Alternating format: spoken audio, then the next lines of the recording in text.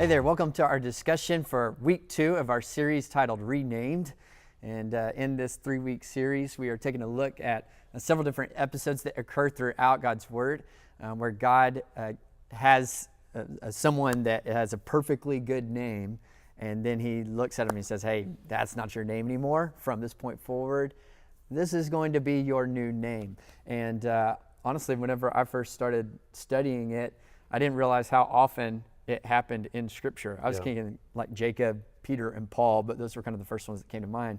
But it's actually way more than that. It's Abraham, it's Sarah, it's Hosea. I had 3 different kids that were renamed. That it actually is kind of a pattern that happens in the New Testament. Kyle, you have any just thoughts from shooting from the hip for why that might be? Well, I mean, I think sometimes what is kind of established, or what in man's effort to name something is, God has a different plan. Mm-hmm. But I know, like, for me, when I was a kid, I wanted to change my name because I didn't know anybody else with my name.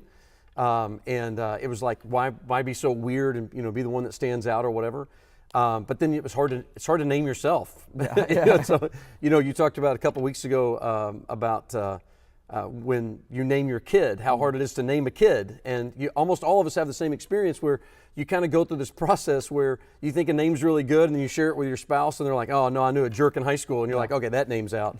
But try name yourself. It's hard, but it's cool how God is able to use these examples where he reestablishes somebody by changing their name. Yeah. And would you want to name yourself? Well, I never came up with a good one. No, okay. I thought like Biff or Skip or Spike or something like that would be cool. Yeah, none of those are good. No. My apologies to all Biffs in the congregation. That's true. But I do think if I get my doctorate, I'm going to change and drop my first name and use my middle name, so it'd be Dr. K. Edmund Kelley. Oh, yeah, that sounds really Sounds smart. good, doesn't it? Yeah, it totally does. I'm not going to get it. Yeah, I think that just the idea of name carries with it meaning and identity a lot of times, that our name becomes so wrapped up in our identity. And so I think really what God was doing a lot of times is that, hey, I'm giving you a new identity, which is part of what coming into relationship with God looks like. Right. So he redefines us. He renames us. So cool. The story that we're looking at today is another episode from Jacob's life. It's found in Genesis chapter 35, verses 16. Starting in verse 16, you can read it along with us. It says, then they journeyed from Bethel. When they were still some distance from Ephrath, Rachel went into labor, and she had hard labor. And when her labor was at its hardest, the midwife said to her, do not fear, for you have another son.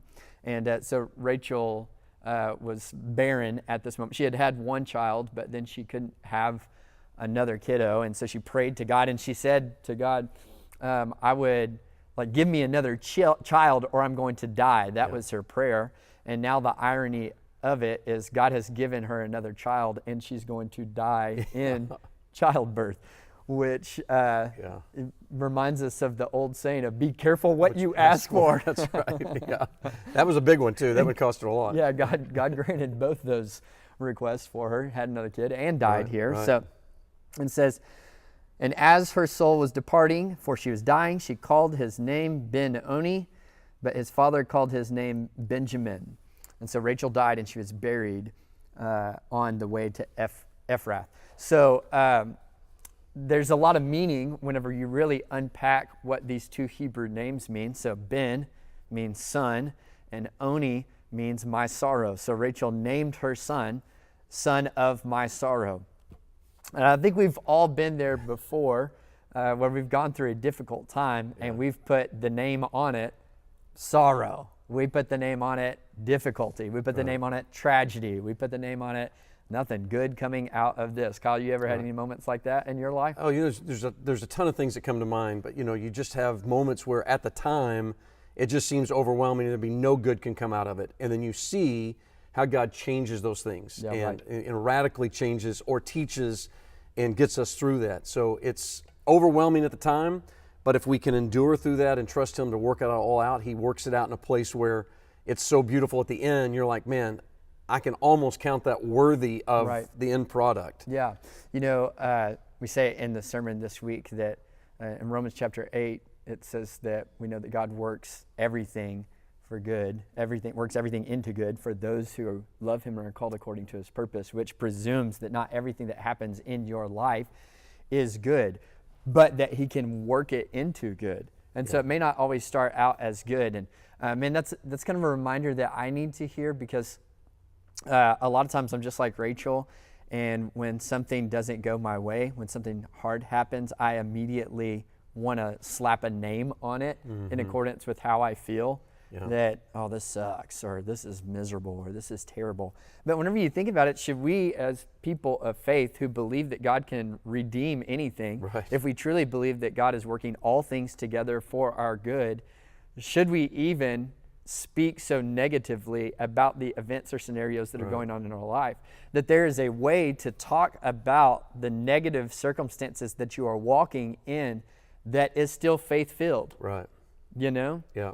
And I've seen people like that who are walking through incredibly difficult seasons of life where you're like, man, like, how are you even out of bed this morning? Right. Like, how are you have a smile on your face. Why is there a smile on your face? Why are you not giving up? Why aren't you cursing God? You know, kind of that deal. But that you can have joy and you can hold on to faith even in the most difficult times of your life. Because of that truth, that he works all things together for the good. Yeah, and I think in those, we find encouragement when we see people doing that. We've got a good friend named Bill that is struggling with cancer, and most likely in his last days, but still is an encourager and still fights through every day and does everything he can to live some type of production to bless other people. And you just look at him going, man, why don't you just stay in bed? Why don't you just not worry about it, not reply to text, you know? But he is, for months as he's fought through this, it just continues to be an encouragement. Yeah. And so God uses those struggles that we see other people to give us courage during that time. And then we want to use that if we're going through a struggle. Absolutely. You know, I want to be like Bill. I mean, I want whatever I'm going through, I want to be able to walk through it with honor and integrity. That's great. That's great. So she has a son. She's dying. She's thinking, I'm never going to get to see him grow up. This is not what I was thinking, God. She names him right there in that moment, son of my sorrow. But in the Hebrew culture, wives could maybe, I guess, recommend a name, but it was the father who had naming rights. And so then it says, she said, his name shall be called Ben-Oni, but his father called him Benjamin. And we don't know when that happened. We don't know when he put that name on him. It's possible that it was at that moment, but it's also possible that maybe this was on the 8th day of the child's life at his circumcision. That would not be uncommon for the father to assign his child a name at that point. Right. And I just think maybe one of the takeaways there is that you don't have to name it while you're going through it. Yeah.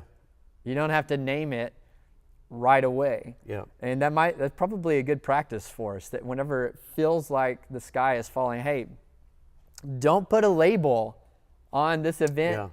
Yeah, like give it a little space, sleep on it a night, think about it, pray about it, allow God to speak in it. And I think maybe if you let a little time pass, you may be able to gain a little bit more of a perspective for how God might be able to move in this space. Right. And so he does. He waits for a little bit, and then he names the son Benjamin.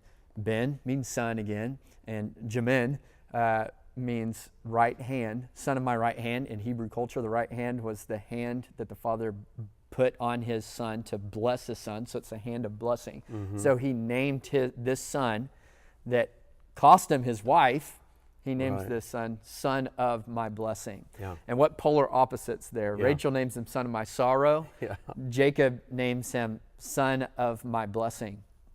Same experience, completely different take on it. Right. Man, speak to that, Kyle. How do you think you get that type of perspective in life? Well, I mean, you realize the weight of, and maybe we didn't as parents when we named our kids, but you realize what you name them has a weight for the rest of their life. And so when Jacob's going through this process of grieving over losing his wife, the joy of having a son, there's a process in there that he is somehow, through the work of God in his life, he's able to see the bigger picture, that it's going to be a benefit to give him a name of value than a name of despair. Right.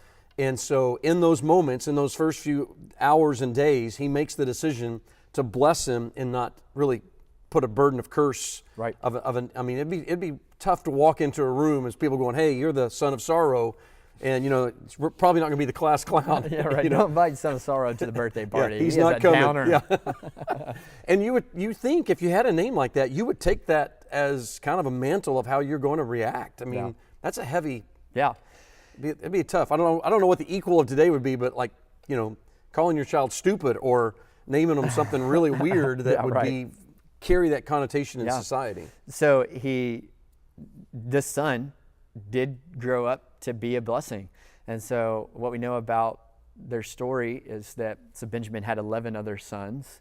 Jacob had 12 sons altogether. Joseph was his favorite son, but Joseph was out of the picture because his brothers sold him into slavery. At that time, Benjamin was the youngest, and he became his father's favorite, and so he was favored by his father. That's blessing right there. And then in addition to that, Israel's first king came from the lineage and tribe of Benjamin. King Saul was a Benjaminite, as well as the Apostle Paul in the New Testament was a Benjaminite. And so not only was his life favored, but his lineage experienced favor from God as well. And so really it became what Jacob called it. Right. It became what Jacob called it. Yep. And so that's part of the reason why you should be motivated to think twice about what you name these really difficult times that you go through in your life. Because see, if you put the name on it of just destruction, well then in your mind, how can it become anything else? Yeah. How can God redeem it if you're like, oh no, that's just all terrible, it's all bad? Well, there's nothing to learn from it. There's nothing to grow from it if you put that name on it, and it can't become something else. Instead, slap a redemptive name on it. Right. Say, I know I'm walking through the wilderness right now, but I know that God is with me and He'll never leave me. And I know there's been lots of moments like that in my life where the most difficult seasons in my life, the most difficult things that I walked through, that it was no fun, don't want to go through those again. But looking back now, I can see, man, I got so close to God in those times. I learned so much about how God is always present, will never forsake me. And in addition to that, I developed a little tougher skin in life, developed a little bit of grittiness, learned some valuable lessons that I can apply to my life. And so we're going to turn it over to your CG time now for you to do some discussing and encourage you to think about maybe the times in your life that were really difficult and look for God's redemption even in those times and share that with your group. What are some names maybe that you put on those times? And maybe what are some better names, some more redemptive names, some faith-filled names? So I'm going to turn it over to you to discuss those topics, and we'll see you back next week for discussion on week 3 of Renamed.